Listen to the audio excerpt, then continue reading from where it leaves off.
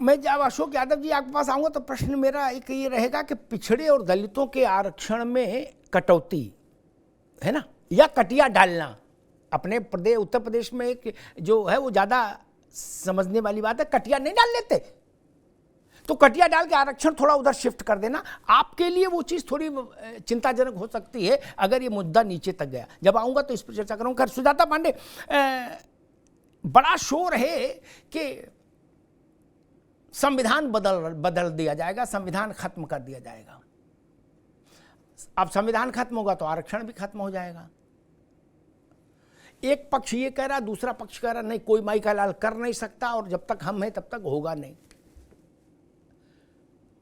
सामान्य व्यक्ति से पूछिए तो वो कहता है कि कोई संविधान कभी खत्म नहीं हो सकता। इंदिरा गांधी ने कोशिश की थी, जनता ने उनको सबक सिखा दिया और ऐसा सबक सिखा दिया कि उसके बाद से अब कोई हिम्मत नहीं करेगा, हिमाकत नहीं करेगा, संविधान से छेड़छाड़ करे या उसको खत्म करने की कोशिश करे। इंदिरा जी ने एक कोशिश की थी तो उस पर जनता ने अपनी प्रतिक्रिया दे दी थी। इंदिरा गांधी हारी, संजय गांधी हारे, बंसीलाल हारे, देवी विद्याचरण हारे, पूरा कुनवा ही हार गया जो इमरजेंसी के लिए जिम्मेदार था। फिर ये बार बार शोर क्यों है कि मुझे लग रहा है कि इलेक्शन को इस बात पर लाने की कोशिश है कि भाई संविधान बचेगा कि रहे के जाएगा। सुजाता पांडे, देखिए, सबसे पहले तो अमिताभ जी ये बात तो सबको पता है कि संविधान को बदलने की क्षमता किसी में नहीं, क्योंकि ये संविधान के अंदर ये प्रावधान ही नहीं है कि अब संविधान को बदल सकते। पहली बात तो ये। दूसरी बात, ये लोग संविधान बदलने की बात करते हैं। कांग्रेस पार्टी किस हिसाब से ये कहती है, इस बात को लेके मुझे आश्चर्य होते, क्योंकि जितने सारे अमेंडमेंट या संशोधन हुए हैं वो तो कांग्रेस पार्टी के द्वारा हुए हैं। 102 में से सबसे ज्यादा, 80 से ज्यादा संशोधन तो कांग्रेस पार्टी ने ही किए हैं। प्रियम्बल, जो संविधान की प्रस्तावना है, जिसको बाबा साहेब अम्बेडकर कहते थे कि वो संविधान की आत्मा है, उसको भी वोट बैंक की राजनीति के तहत बदला। जबकि बाबा साहब संसद के पटल पे ये कह चुके थे कि हमें प्रियम्बल में सोशलिस्ट नहीं डालने की जरूरत है, क्योंकि उसके लिए हमारे पास डायरेक्टिव प्रिंसिपल्स हैं। तो खैर ये तो हो गई कि मतलब तथ्य। बाकी अब ये जो पूरा पासा है ये उल्टा पड़ गया है, क्योंकि जो संविधान बदलने की बात कह रहे थे वो अपने ही उसमें पड़ गए हैं, अपने चक्कर में ही उसी जाल में फंस गए हैं। क्योंकि जो मॉडल उन्होंने आंध्रा में अपनाया, जो मॉडल वो कर्नाटका में अपना रहे हैं कि जहां पे पिछड़ों का आरक्षण काट के और मुस्लिमों को आरक्षण दे रहे हैं, जब ये बातें आ गई हैं तो अब संविधान बदलने वाले भी वापस उसी नैरेटिव पे चले गए कि भाई मोदी जी को हटाना है, मोदी जी को हटाना है, क्योंकि अब इनके पास कोई मुद्दा नहीं बचा। क्योंकि आम जनता के हिसाब से देखिए अमिताभ जी, अब जब आप कहते हैं कि संविधान बचाने की लड़ाई है, तो आम जनता पूछती है कि क्यों, कैसे लड़ाई है? क्योंकि पंचायत के चुनाव टाइम पे हो रहे हैं, जिला परिषद के चुनाव हो रहे हैं, म्युनिसिपैलिटी के चुनाव हो रहे हैं, राज्यों के चुनाव हो रहे हैं, देश में आम चुनाव हो रहे हैं, और सभी जगह हर एक कोई भी पार्टी इस राज्य में नहीं है या देश में नहीं है जो कहीं ना कहीं किसी न किसी रूप में सत्ता में है ही, चाहे किसी भी रूप में हो। तो जनता के लिए ये मुद्दा बिल्कुल नहीं है। ये नेताओं के इको चैम्बर है जो सोचते हैं कि ऐसे नैरेटिव बना के वो जनता के पास जाएंगे। सुजाता जी अभी रुकिए मैं सुधा जी के पास जाऊंगा। सुधा जी, भारत के संविधान ने इस बात को अस्वीकार किया था पूरी प्रतिबद्धता के साथ कि भारत धर्म के आधार पर आरक्षण नहीं देगा। हम केवल उसी तरह के आरक्षण को मान्य करेंगे जो हजारों सैकड़ों साल से सामाजिक, भारत की सामाजिक संरचना के कारण जो समाज का एक वर्ग वंचित रह गया उसको मुख्यधारा में लाने के लिए आरक्षण होगा। तो इसलिए वो आरक्षण SC ST के लिए हुआ और बाद में OBC के लिए हुआ। मुस्लिम या ईसाई, इनको आरक्षण मिले धर्म के आधार पर किसी को भी, ये कतई स्वीकार नहीं हुआ। लेकिन कांग्रेस की कुछ सरकारों ने इसका प्रयोग किया, ये जानते हुए कि सुप्रीम कोर्ट से ये अपील नहीं होगा, ये जानते हुए कि संविधान की मूल भावना के विरुद्ध है। फिर संविधान की लड़ाई, एक तरफ मुसलमान को 4% आरक्षण और दूसरी तरफ संविधान खतरे में है, उसकी लड़ाई हम लड़ रहे हैं। ये दोनों चीजें विरोधाभासी नहीं है सुधा जी? गुजरात में किसकी सरकार है और मुसलमानों को आरक्षण मिलता है कि नहीं, अमिताभ जी आपको तो पता ही होगा। और कितने राज्यों में भाजपा की सरकार है और किस किस जाति को, किस किस धर्म को क्या क्या मिल रहा है, आपको तो पता ही होगा कि मैं बताऊं आपको। गुजरात में किसकी सरकार है और मुस्लिमों को और किन किन मुस्लिम धर्म के किन किन लोगों को कहाँ का आरक्षण मिल रहा है, आपको पता न हो तो मैं बताना शुरू करूं। चलिए छोड़िए, ये जो आप लोग प्रश्न आधा अधूरा खड़ा करते हैं कांग्रेस के ऊपर, इस देश में अगर आप विकास के रथ पे चल के दौड़ रहे हैं ना, तो विकास हुआ था, सड़कें थी, सब कुछ आपके पास था, आपको मात्र चलना भर था।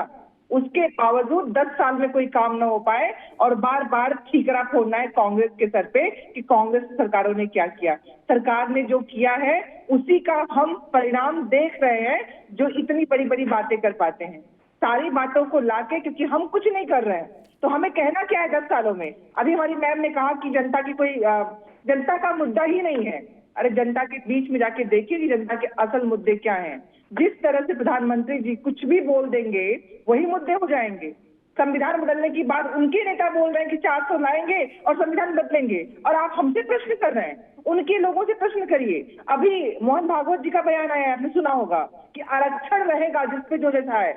मतलब ये जो चीजें हो रही हैं, बदलने की बात, ये इनके लोग अपराध करके जर्मनी और जाने कहां कहां चले जा रहे हैं, उन पे कोई सवाल नहीं। सवाल जिनकी सरकार नहीं है, जो सत्ता में बैठे हुए हैं, जो केंद्र में बैठे हुए हैं, उनसे कोई सवाल नहीं। सब चंगा से, सब बढ़िया है, सब अच्छा हो रहा है। अच्छा हो रहा है तो क्या अच्छा हो रहा है, इसका कोई जवाब किसी के पास नहीं है। मात्र सवाल खड़ा करना है कांग्रेस के ऊपर। पहले बताइए ना, गुजरात में कितने मुसलमानों को आरक्षण मिलता है? जी वो बताएंगे, गुजरात में जिनकी सरकार है वो बताएंगे।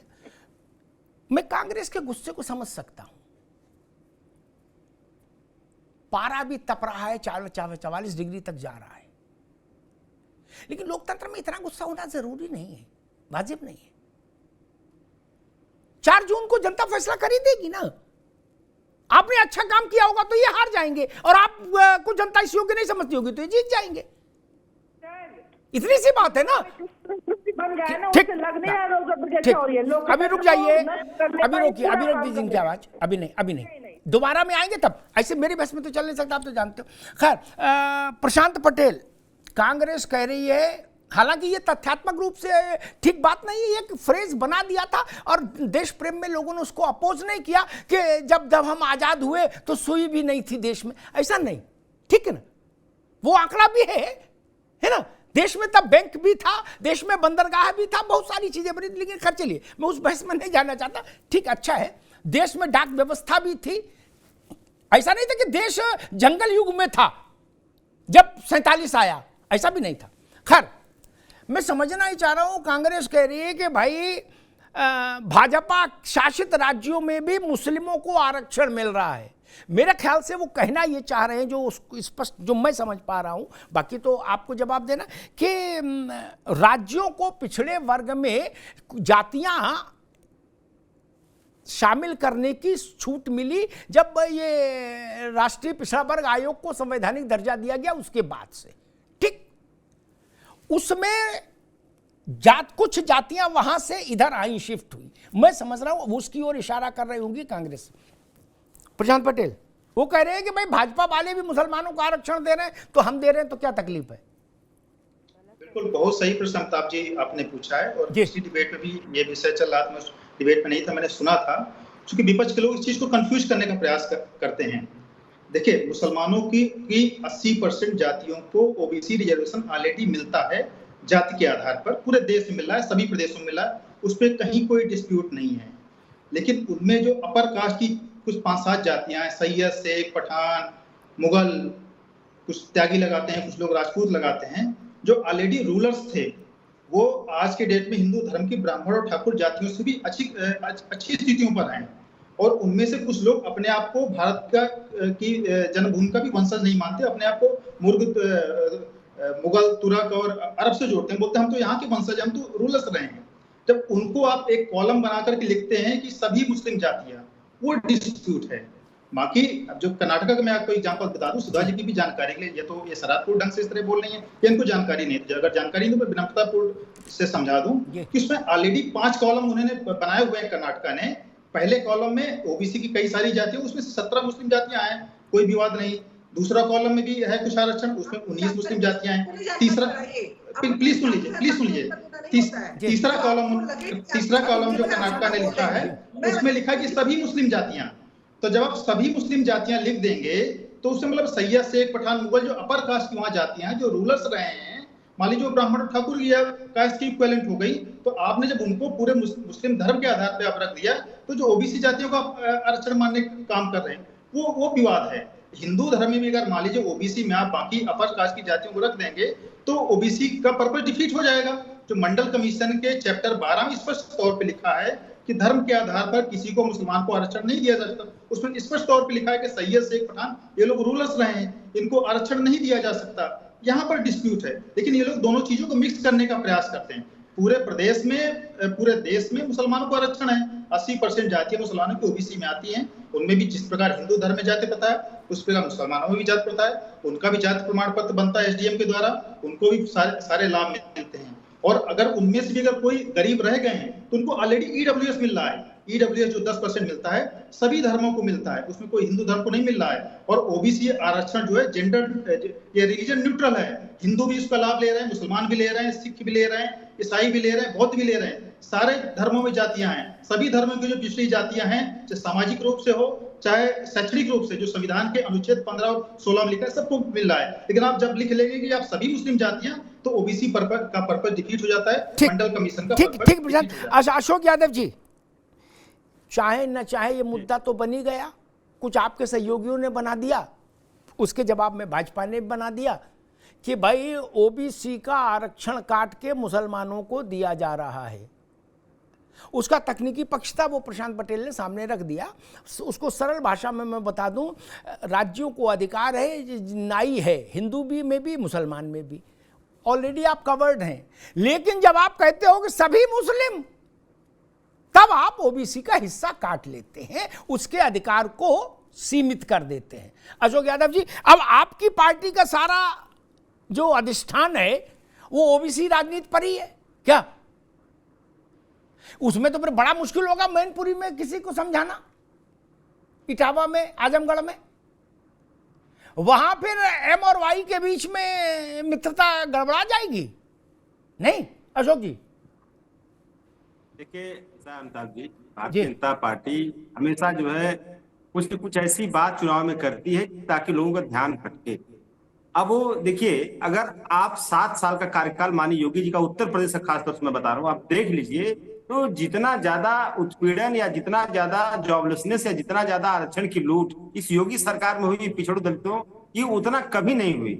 आपको आज भी हमारे जो 69,000 सहायक शिक्षक भर्ती लोग आंदोलित हैं आज की डेट तक, और ठीक है इलेक्शन को देखते हुए उनको उठा दिया गया, लेकिन आंदोलन उनका चल रहा है। इसके अलावा गोरखपुर, बांदा, तमाम जो विश्वविद्यालयों में जो असिस्टेंट प्रोफेसर की नियुक्तियां हुई अमिताभ जी, ये रिकॉर्ड के साथ है कि उनमें अपर कास्ट के लोगों को ज्यादा भरा गया, ओबीसी एससी एसटी को नहीं भरा गया।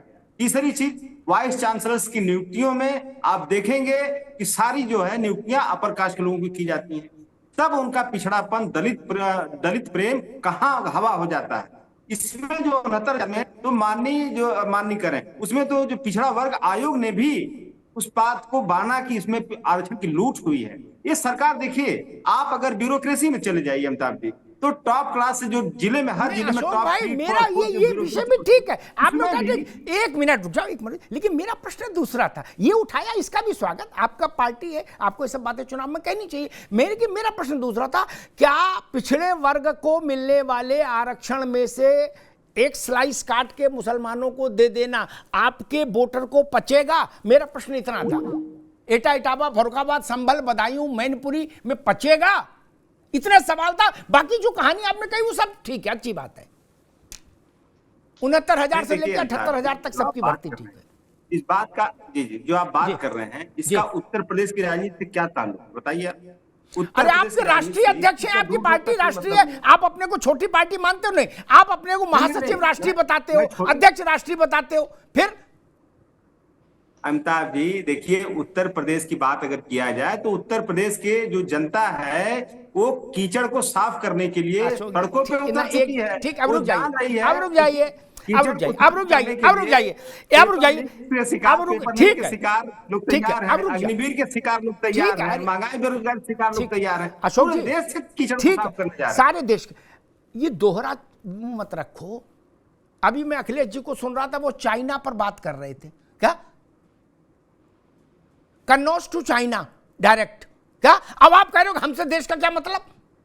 हमारी पार्टी का तो उत्तर प्रदेश से मतलब है, तो आप लिखो उत्तर प्रदेश, फिर नरेश उत्तम पटेल का ही डेजिग्नेशन रखो। पार्टी राष्ट्रीय अध्यक्ष, राष्ट्रीय महासचिव, राष्ट्रीय कोषाध्यक्ष, अंतर्राष्ट्रीय, युगांडा में क्या हो रहा, रवांडा में क्या हो रहा, उस पर भी चर्चा। लेकिन इस पर आप कहोगे कि इससे हमसे क्या मतलब, क्योंकि फंसे ना। लेकिन ये सब चीजें जाती हैं, ये तेलंगाना में भले ही हो, कर्नाटक में भले हो भैया, लेकिन ये बात आजमगढ़ भी आएगी जहां से आप हो अशोक जी।